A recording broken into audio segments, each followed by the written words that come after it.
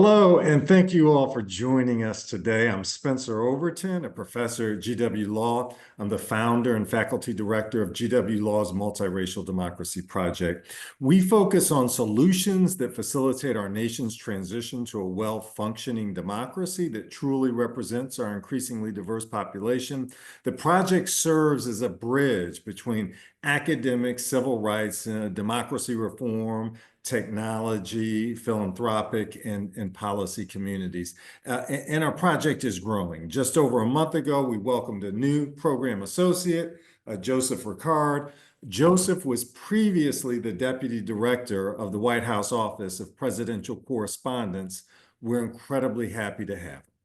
Right now, the project has two initiatives. One focuses on the implications of AI for multiracial democracy, and the other is focused on alternative election systems. We're working with numerous Asian American, Black, Latino, and tribal voting rights and community groups, as well as the Houston Institute at Harvard Law School, to examine the racial implications of reforms like proportional representation, fusion voting, and primary reform. Our goal is to be prepared with a game plan if the U.S. Supreme Court continues to scale back Section 2 of the Voting Rights Act to prevent race consciousness and redistricting, which could open the floodgates, frankly, to widespread gerrymandering that eliminates districts of color and purges elected officials of color from office. Recognizing the current climate in our nation and also the Louisiana voting case that will be argued before the Supreme Court on Monday, this work feels more urgent than ever. Please shoot me an email if you want to learn more on either of these projects. Today, I'm thrilled to welcome you to the fourth installment of our Democracy in Color series. We've had a great turnout and fascinating discussions with our webinar so far, and we now have a YouTube channel where you can find our previous webinars. If you just go to YouTube and put in @Democracy Project, it should come right up. Our goal with this series is to create a space for thought leaders from philanthropy, the academy, and the media to come together and consider the role of ethnic identity in the 2024 presidential election as a data point in thinking about how we build a multiracial democracy. Now, before I introduce our speaker for today, Zoltan Hajnal, I'd like to address a couple of housekeeping items. Our next webinar on Thursday, April 17th, it's going to be a little bit of a change of pace. I'll be presenting on our recent educational trip to Germany, organized by More Equitable Democracy, where I had the opportunity to observe the recent German national elections. I'll share some of my reflections, focusing specifically on the rise of the Nazis, the changes to election structures in the aftermath of World War II to prevent their resurrection, the role of remembrance culture in Germany today, and the recent rise of the nativist anti-immigrant Germany First AfD party. We're also hoping to have a special guest join us, and we'll share more updates on that soon.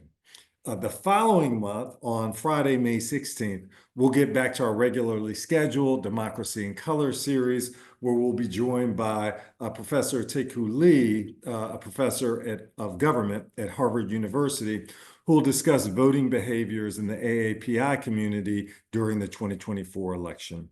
John Yang, who's the president and executive director of Asian Americans Advancing Justice, will also present polling data from the AAPI community from the most recent election. We'll send an invitation, of course, but I did want to flag those two upcoming events for you now. As a reminder about the format, today, we're going to record the entire session, including the interactive conversation, but we don't want to chill discussion of sensitive items. So if you want to ask a question but remain anonymous, just send your question or comment directly to me in the comments box, and I'll indicate that you'd like to remain anonymous, and I'll read your question without mentioning your name. So now for today's speaker, we've got Dr. Zoli Hajnal, who's a professor of political science at UC San Diego School of Global Policy and Strategy. His work as a quantitative social scientist centers on using data to help us understand the role of political institutions in shaping civic participation and responsive governance. His research areas include urban politics, election timing, racial and ethnic politics, immigration, and political behavior. Professor Hajnal is a noted expert on the ways that low turnout, off-cycle elections disadvantage many voters, really leading voice there. He's also authored multiple award-winning books. We've worked together, I think it's maybe been about 10 years now. We worked on a report together at the Joint Center. I mentioned last session that Ishmael White was also on that, which was really kind of the leading kind of academic piece on the progress that we've made and some of the changes we made, but also some of the challenges that still exist. Back then, it was in the 50 years since the Voting Rights Act, and now we're 60 years out. And he's also on the advisory board of More Equitable Democracy, where we serve together. Professor Hajnal will present for about 25 or 30 minutes, and then we'll have an interactive conversation. Without further ado, Professor Hajnal, thank you so much for joining us. Thank you very much, Spencer, for that overly kind introduction, and thanks to everyone else here for listening. We are in dangerous times, perhaps unprecedented times in American democracy, and I think for that reason, it's important to dig a little deeper beneath the headlines and look at some of the data. So it's great that this program is here, and that's what I'm going to be doing today, sort of thinking about looking at what's actually going on. And so I'll just dive in and start sharing some slides for folks. Here we go.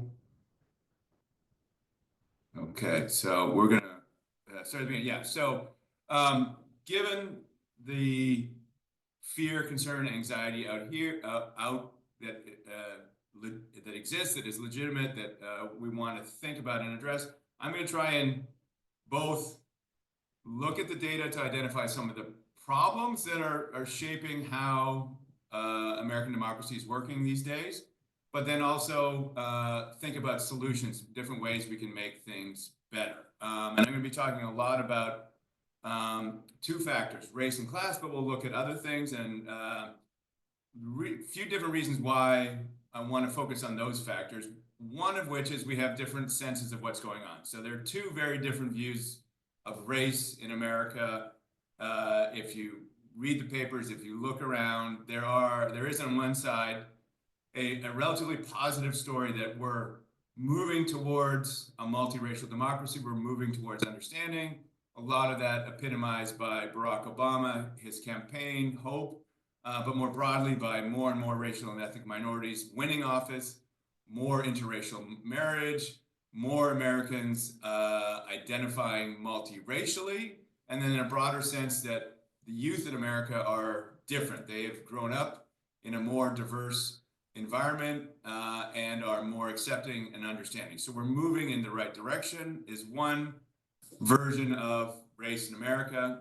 Another darker version is that we're moving in the wrong directions, that there's deepening racial divisions and tensions, that epitomized by some of the campaigning of Donald Trump, but also increasingly clear evidence of racial discrimination, Ferguson, Flint, George Floyd, and so on and so forth. So two different views of race, and then I think a very different view of American politics, that it's largely about class and economic concerns. So a sense that as America has become more divided economically, that has raised anxiety among the working class, particularly the white working class, and that economic anxiety has led more and more of the white working class and the working class to move towards the Republican Party. So class is central.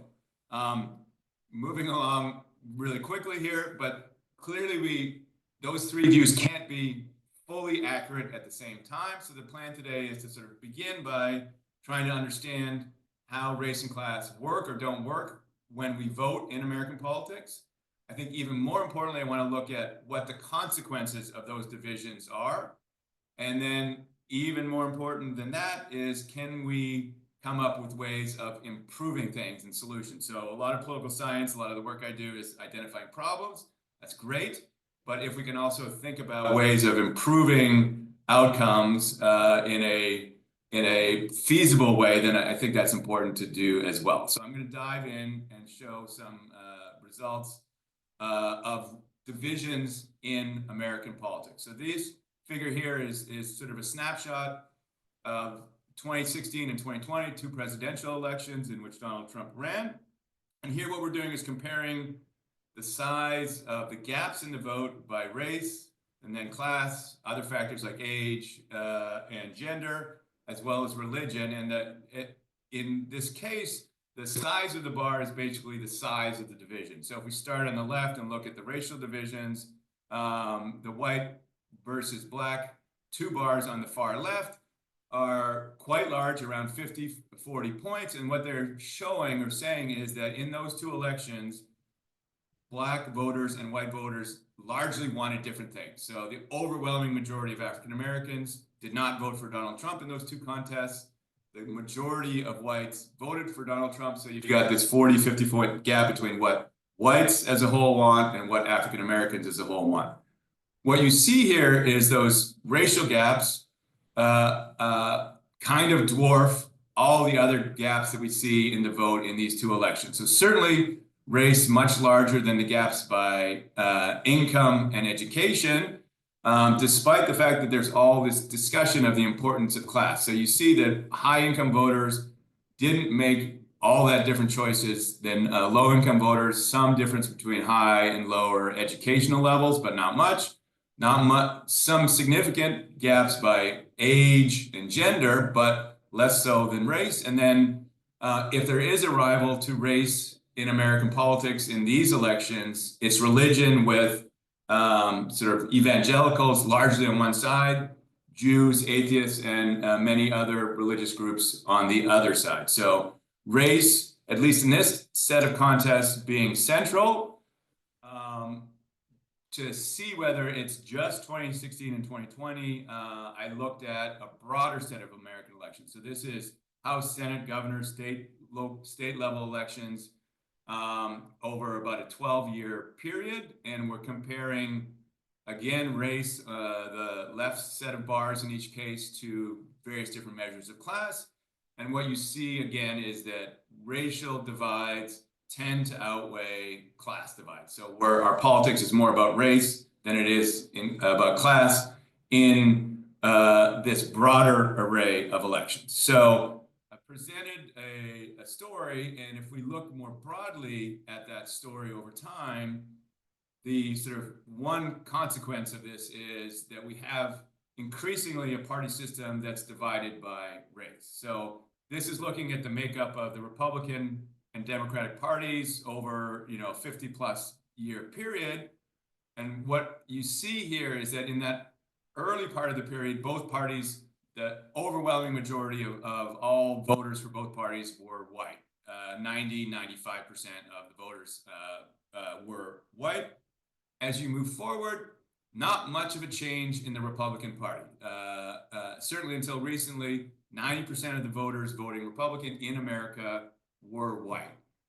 By contrast, the Democratic Party has become a party of a multiracial party, with about half or almost half of the Democratic Party support coming from people of color. So what this is telling us is we have a racially divided America, and that raises concerns. Before I get to those concerns, though, I presented a fairly simple, straightforward story, but people might be asking, what about the white working class shift to Trump and the Republican Party? I don't want to make any, I in fact want to claim that exists and that is happening, but it is a few different things I want to highlight about that. One is despite the shift, we still see that overall Trump voters are slightly richer than average. So it's not that our politics is about the working class on one side and the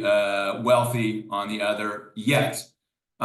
Secondly, of the small number of Americans that have shifted over to the Republican Party over time, we see with deeper analysis that it's not economic concerns that predict that shift, but more so it's racial and cultural concerns. So the fears are more about race than they are about economic concerns, or at least the consequences of racial concerns are greater.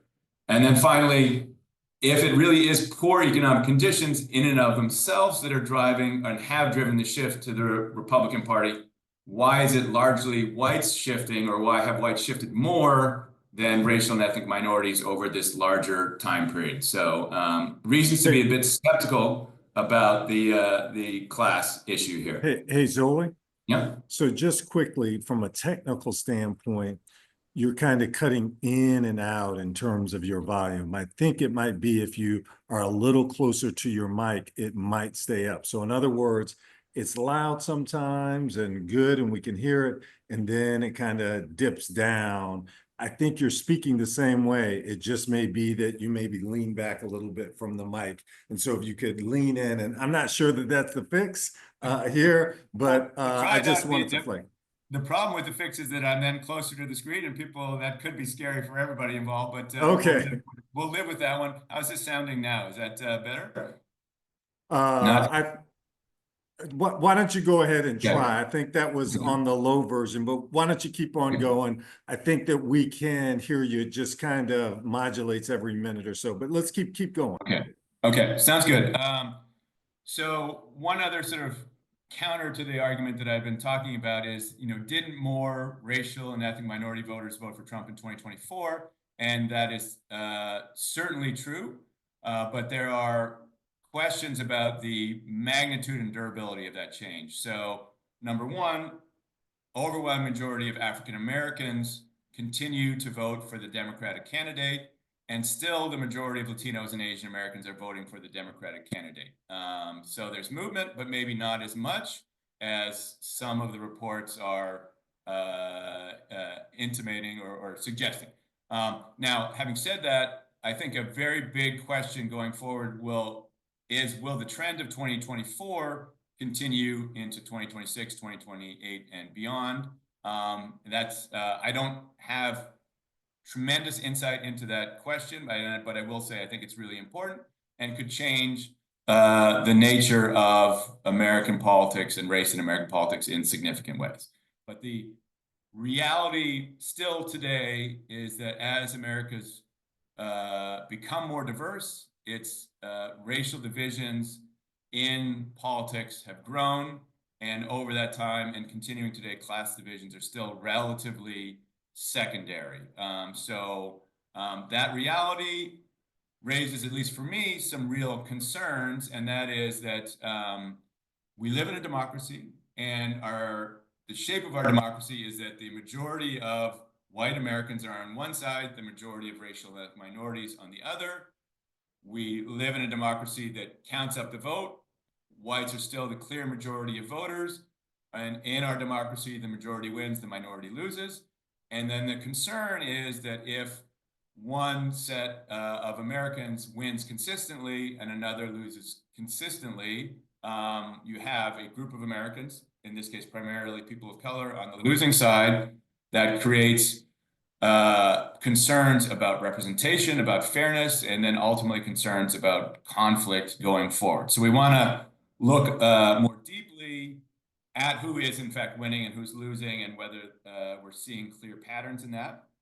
We have a sense of it, but I think we don't have often good data to get at this. So I'm going to look relatively quickly at two, I think, core factors: who's winning on policy, so who gets what they want in terms of what government does, and then who wins in life. And in both cases, look not just at patterns that exist, but ways in which we can make outcomes better for a broader set of Americans. So first of all, who wins on policy? I think there's very clear reasons to care about what government does.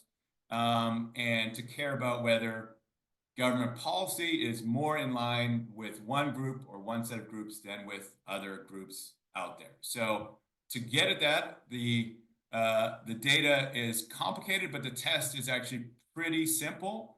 So surveys out there have asked about 500,000 Americans over the last 40 years or so what they want the federal government to do in terms of spending. So across 11 areas, should the federal government spend more or less? So for example, military spending. Should military spending go up or down?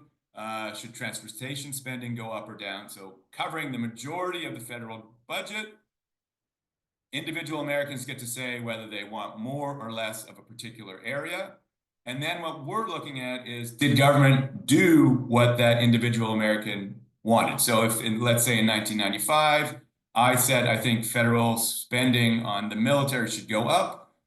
In the next year, did federal spending on the military go up or down? Did I get what I wanted? And we do that for, again, almost 500,000 Americans over a 40-year period.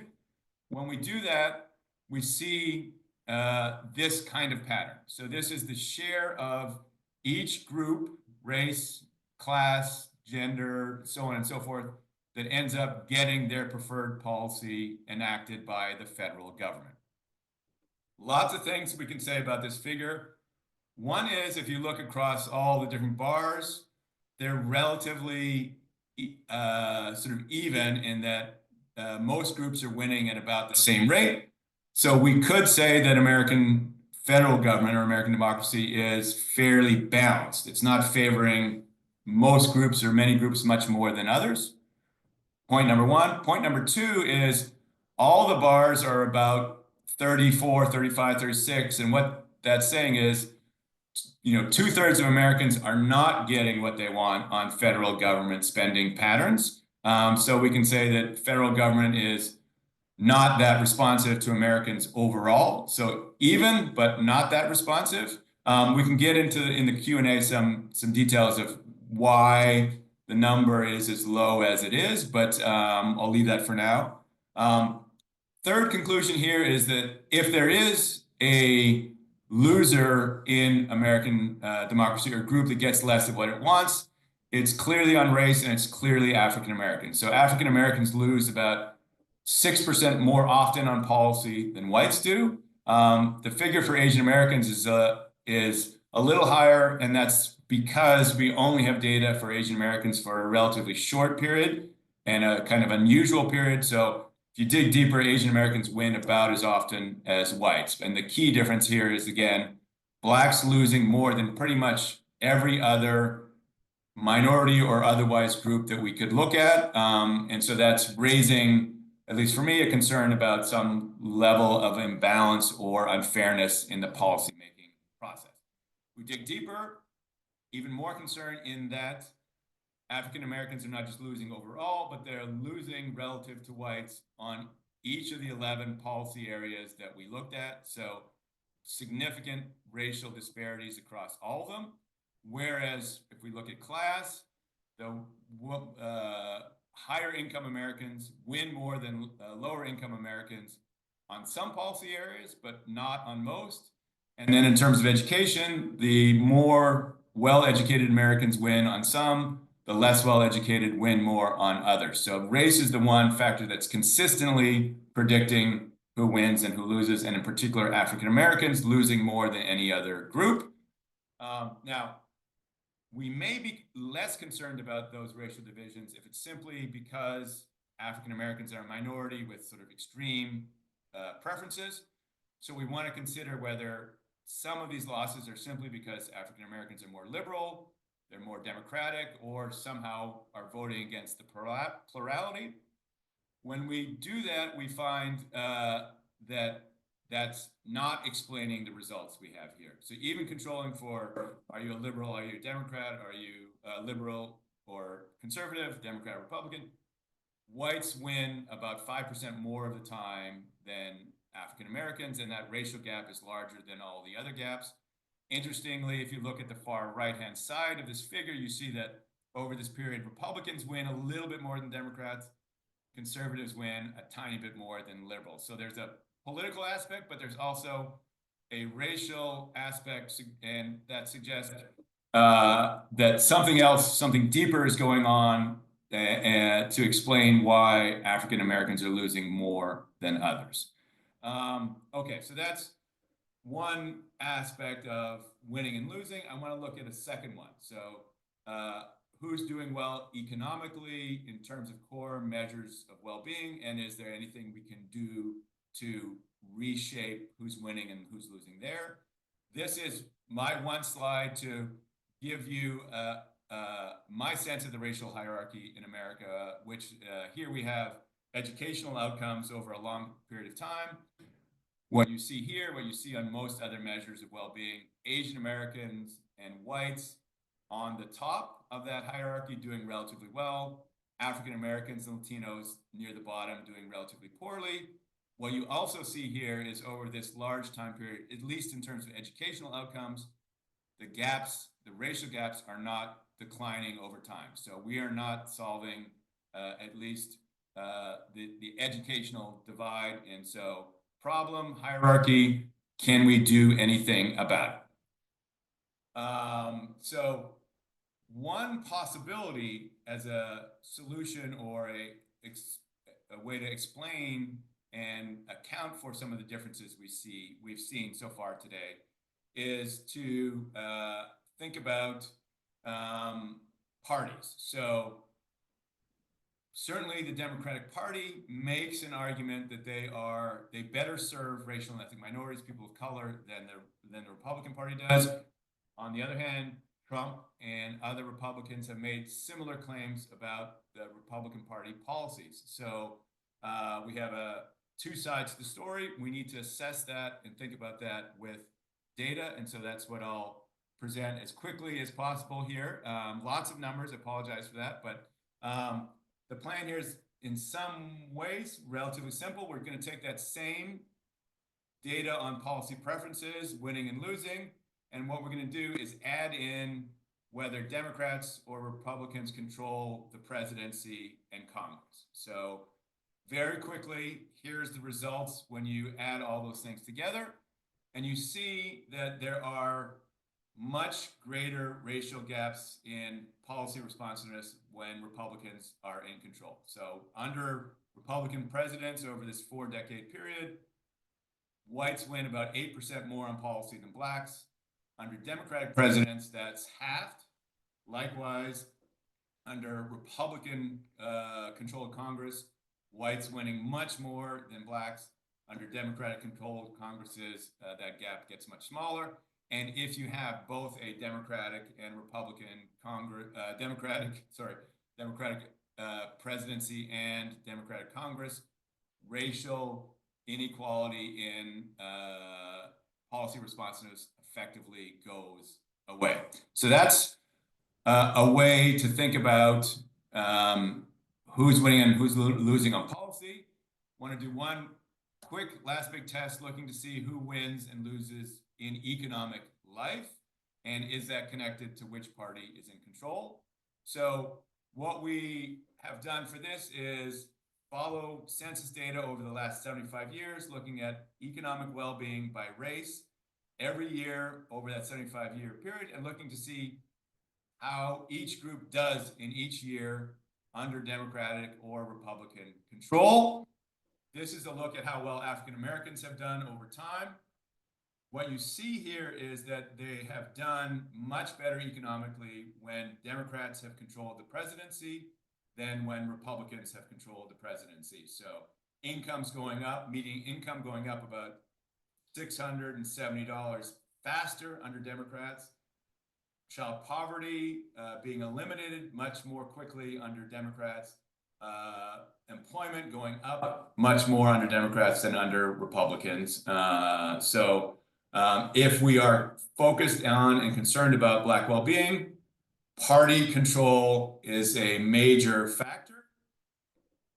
And it persists even when we control for economic variables like how was the income in the last year, the rate of inflation, labor force participation, oil prices, certain things. So it's not that Democrats are getting lucky. and Republicans are getting unlucky, it's a true relationship. The other thing I think is important to say is the effects of party control are even greater as you move longer into a term. So in the first couple of years, if we throw those out and we look instead at Democratic control over a longer time period, we see even greater effects. So in essence, the longer Democrats are in control of the presidency, the more blacks gain.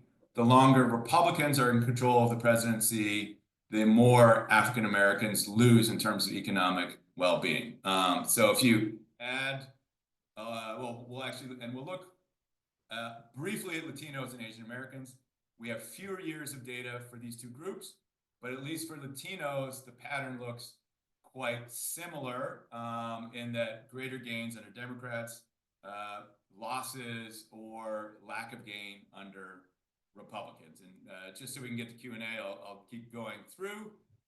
Super important point, though, is that gains made by African Americans and Latinos are not coming at the expense of white Americans. So white Americans do as well economically under Democrats as they do under Republicans. And in fact, if we look over the years under Democrats and Republicans, white Americans appear to do significantly better the longer Democrats are in power and less well the longer Republicans are in power. So whites are not losing. Adding all that up over all 75 years, you see some pretty stark numbers here, right? So black child poverty going down dramatically over all the years under Democrats, flat under Republicans. African American unemployment going down dramatically over all the years under Democrats, going up significantly under Republicans, and then incomes going up much more under Democrats than under Republicans. If you make some Herculean assumptions, but if you simply sort of take away all the Republican years in which blacks and Latinos either did poorly or did, their outcomes were relatively flat. If you replace all the Republican years with the average Democratic year, what you see is we might have come close to eliminating much of racial inequality and well-being in America. So that simulating 75 years of Democratic control predicts or leads to about halving or more than halving the economic differences in income, and it fully eliminates differences between blacks and whites and between Latinos and whites in poverty and unemployment. So at least a real potential to see declines in economic inequality if America were to repeatedly, over a very long period of time, elect Democrats and have them in power. So I'll just finish with just a quick summary of the story here. As we've become more diverse as a nation, we also have become more racially divided. That often means that racial and ethnic minorities, and in particular, African American voters and citizens are losing more on policy. But if we were to choose to elect Democrats and keep Democrats in power, that would reduce or eliminate many of those inequalities in representation and in well-being. And I'll stop the sharing there and happy to answer any questions folks have. So Zoli, let's do this. I'm going to start off with a question, and we'll bring in other folks here. I think one big question is, hey, why isn't this just a Democratic Party kind of rah? Like, what's this mean in terms of multiracial democracy, in terms of parties? Would more parties help? Is this just a natural consequence of, Black folks, for example, being a constituent and voting heavily for Democrats? If I'm the skeptical Republican here in terms of looking at this, why shouldn't I just say, hey, this is just progressive manipulation of the numbers to benefit Democrats? Sure, and I mean, that's a great question. these are, aren't my numbers. So if we're looking at, say, the economic well-being numbers, those are census numbers, and they are essentially indisputable, or at least very hard to dispute. So the patterns that we're seeing here are very real patterns.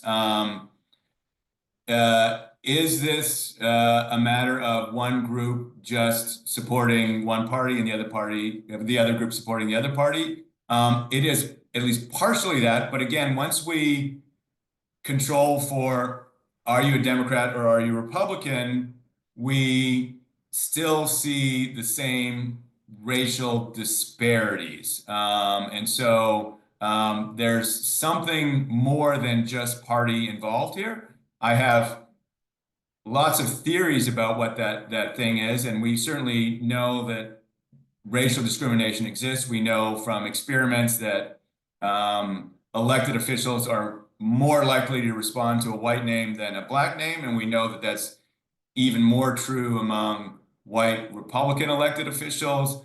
But more so, certainly discrimination could be a part of this, but I'm not saying I have the data to prove that in this set of in this context. But I guess the other thing I'll say is there are also imbalances in our democracy that Spencer, you know very well. Malapportionment of the Senate, the way we do districting, and so on and so forth. So there are factors that are in particular hurting some people of color, in particular African Americans. Discrimination may be one, structural imbalances or unfairnesses as well. And so it is, yeah, it's a long-winded answer, but it goes beyond party. Sounds good. So we are looking, certainly just raise your hand and I'll call on you, or you can put some comments in the chat here. I think, I think one question that I would raise here while we're waiting for others is, some of your data suggested that, Asians seem to be doing pretty well and folks are pretty responsive to the policy interests of Asian Americans. And I guess, one question is, and I understand the data is the data, but to the extent that, they're kind of ethno-nationalists who are kind of trying to play Asian Americans off of other folks of color, is this data kind of dangerous to a certain extent here? I mean, certainly we saw it in the Harvard UNC affirmative action case, and you could see it in other contexts, and recognizing some of the immigration issues that are affecting folks. And we certainly saw it in the tension between the tech folks who want to bring people in from South Asia to work, and a kind of a xenophobic pushback of a base in terms of that, suggesting that that's anti-American. Does data like that alienate and kind of divide folk and, prevent us from moving toward a multiracial democracy? Sure, and I think those concerns are legitimate and real. I will say a few things. One is, in a short presentation, I wasn't able to dive in as deeply as I would have liked into the Asian American story, and there's a complicated, interesting story there. However, looking at the educational outcomes by race is looking at the reality of America, right? So the reality is that as a whole population, Latinos and African Americans are doing less well than other groups. Now we can then go to the next level and try to sort of explain and understand that. And at least for Latinos, a big part of the story is immigration and the skill level and educational level of folks who are coming in. a similarly big part of the story for Asian Americans is immigration and the nature of who's coming in and who's not. And those are not um, driven by policies that are, the educational outcomes are in some sense pre-existing and are not being driven by the choices within America in terms of who's here and who's getting what sort of treatment. So I didn't want to imply favoritism to one group or another based on that racial hierarchy. Yeah, and then maybe really quickly, in terms of the other data set, so looking at policy responsiveness, if you dive deeper, as I quickly mentioned, Asian Americans are not getting more of what they want than other groups. That was the figure I presented was skewed by the fact that the data for Asian Americans was for a more limited time period. So I just wanted to highlight that key fact. Sounds good. We're going to go to Karen Arasaki. Karen? Yeah, I was the one raising those issues. I'm not disputing the education data. What I was concerned about was the policy outcomes, because having worked on these policies for 30 or more years, I could tell you that we are not winning on the issues that the community cares about. So I'm wondering how you determined that, how you even figured out what are the policies and what are they winning on, and how, because I don't think they're even doing as well as whites, right? They have the same immigration related issues as Latinos do. They have some other issues similar to African Americans. So what was the process? Because I just don't believe that. Sure. And what And it I'll may be because if you took, regions of where they lived and who got elected, they're not as segregated, so it's harder to tell, because they may be losing in those areas where they live in, even though they live in areas that are overwhelming, going for one candidate or another.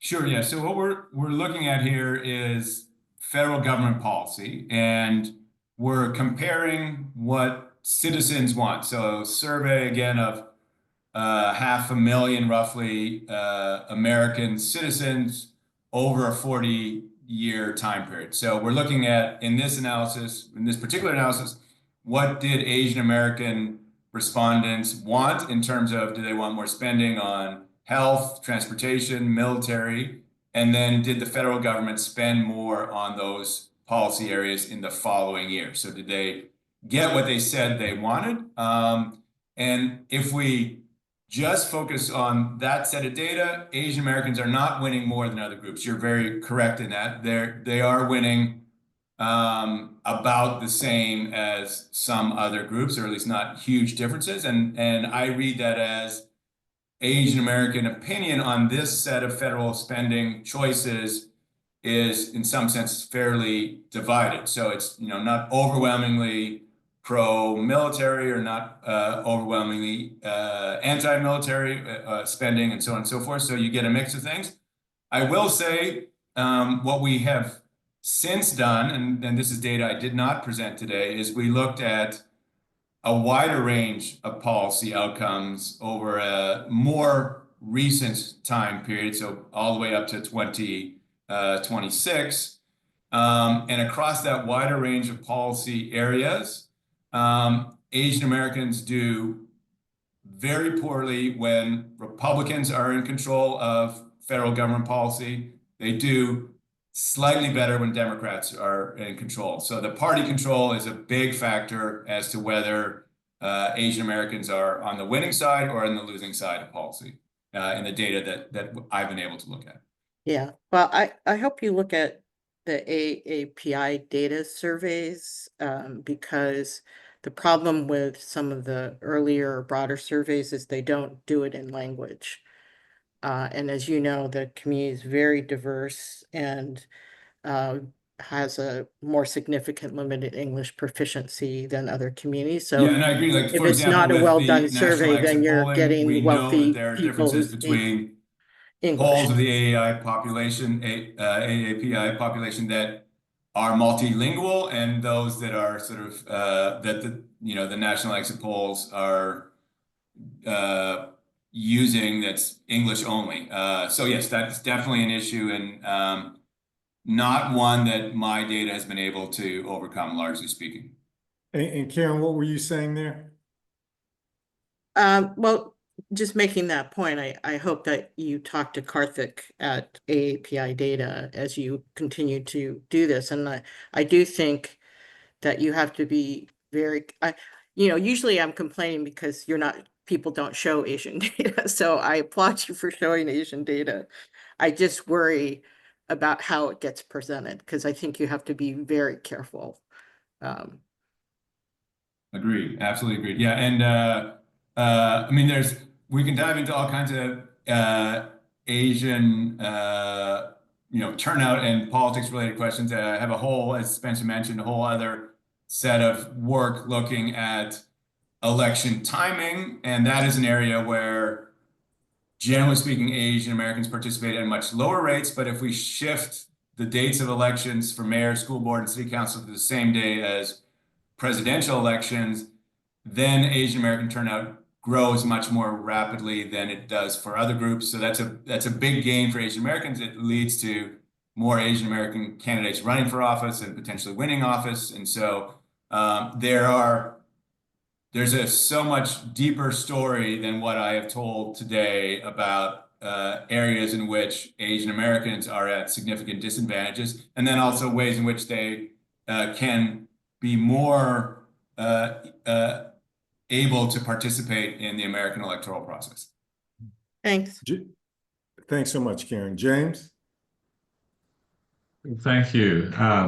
Spencer, thank you um, for the data and the discussion. My question, I guess, would be, it seems that your data would suggest, obviously, that a significant number of white voters voted for Trump and for many members of Congress in this past election.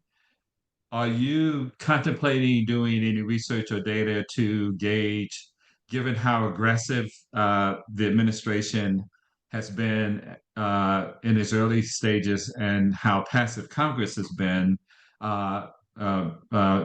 in its allowing of what the administration is doing, especially the work that folks like the Doge sort of effort is going on? Are you trying to figure out how that may impact how white voters now might view the administration and the political direction that they've gone in, or is that something that you think will have significant impact as we move in the future? Fabulous question. I don't know. This is something I'd like to look at. I'm sure Spencer will want to look at, and many other scholars will want to look at.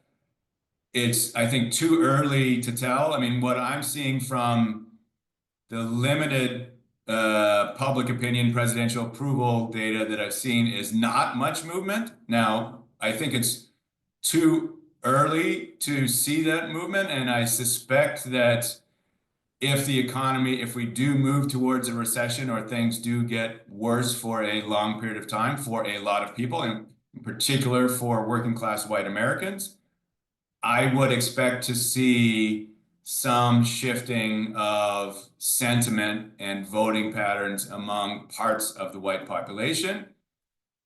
At the same time, so much of what I have shown today is baked in and deep and driven by racial concerns about immigration, and so on and so forth, that I think we'll see movement if things get worse. I don't know how dramatic that movement will be. So like a prediction, if one were to give it, would be that if the economy tanks over the next 2 years, in the midterms, Democrats will do relatively well, but perhaps not win overwhelmingly and probably not retake the Senate if we wanted to go into that level of detail. So really interesting question. I do think these this uncertainty and the problems it's creating could cause some shifts in what I've been looking at today. Okay, certainly, if you've got a question, just put your hand up. And if you want to ask a question anonymously, while we're waiting for any other questions, I'm going to, and we'll leave a little early today, maybe about 2 or 3 minutes before the hour, because folks have 1 o'clock obligations. Jolie, this is a shift. I've been very moved by your work on election timing and this concept of how do we move, local races, the timing of presidential, so that there'll be high turnout for these local races and more people are voting. I think one concern I had when I went over to Ireland and observed like STV being used for their, single transferable vote, RCV, et cetera. That certainly seemed to work, but they only had like 2 or 3 races at most on a particular ballot. They didn't have 20 or 25, et cetera. And so I guess my question is, as we think about, I guess there's this question about, is there this racial fall off in terms of long ballots? And do we complicate the matter if we move toward, ranking candidates and other systems? How do these different reforms kind of work together? Okay, yeah, great. And just to give everybody a quick background, the question is, should we move elections for mayor, school board, city council, other local elections from sort of odd off-cycle dates to same dates as federal elections?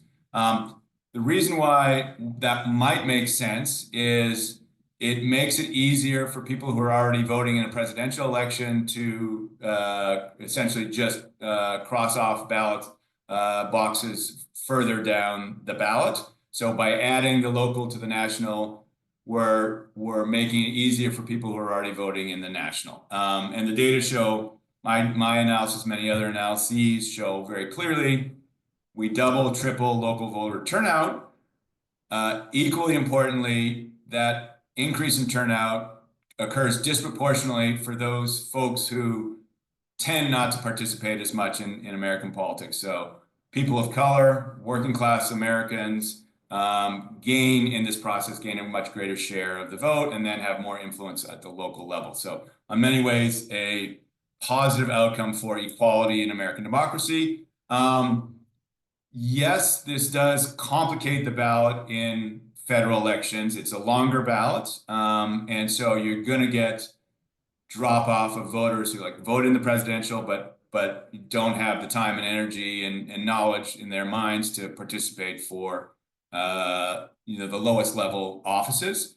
The work we've done suggests that drop off is small compared to the huge gains you get by making voting easier. And the work we've done suggests that drop off in the ballot occurs essentially evenly across the population. So it's not the case that you see much greater drop off in primarily Black or Latino neighborhoods than you do in primarily white neighborhoods. So the drop off is real, but is overwhelmed by the increase in turnout in these particular communities. Right. And the question is, what happens when we add RCV to that mix? And the answer is we don't necessarily know because I think maybe Portland might be the only case where you have on-cycle RCV so far, and haven't heard negative stories from that limited case, but it is an open question as, and if we think about proportional representation as well as another, there are other system shifts that we could think about. And yet the combinations of these relatively novel ideas or formats all raise questions, ones that I honestly don't have firm answers to yet. Got it. So let's just kind of end on this question. I didn't see any other hands. So let's just end on this question in terms of your work here, your work in terms of kind of racial polarization, et cetera. What does this moment mean to you in terms of multiracial democracy as we go forward? Both the results of the last election, kind of what we're seeing in terms of this administration, is this multiracial democracy piece a kind of a pipe dream, and we're kind of going to kind of erase difference and be colorblind and, just kind of move in that direction? Is there hope for multiracial democracy where we can kind of manage cultural anxiety and polarization and move together and while also kind of respecting difference? Super simple question. I love it. No, I am generally not optimistic. So I see some positive shifts in 2024 in the sense of more Latinos and Asian Americans voting on the Republican side. And that means that those divisions, at least temporarily, are less pronounced than maybe they were in previous elections. So there are these many signs of less racial division, but I see the two parties continuing to be largely presenting different agendas that impact the set of communities very differently. And I see the larger problem being America is continuing to move towards a no longer majority white, move away from being a majority white nation to being a majority minority nation. And I see that larger demographic shift continuing to be a threat for many members of the parts of the country that have the power and are worried about losing the power. So I don't see that being chilled by the current administration. I see that actually being heightened by the current administration. And so I worry about the next round and the next fight and where we're going, unfortunately. Okay. All right. Well, thank you so much. Certainly, as I wrap us up, I want to thank you all for joining us. I want to thank Professor Zoltan Hajnal for his presentation, his engagement. Thanks also to our executive director, Lisa Bornstein, for her leadership in organizing this event. Lisa, thank you so much. Hey, we look forward to seeing you all next month on Thursday, April 17th. Thank you all so much for joining us today. Thank you.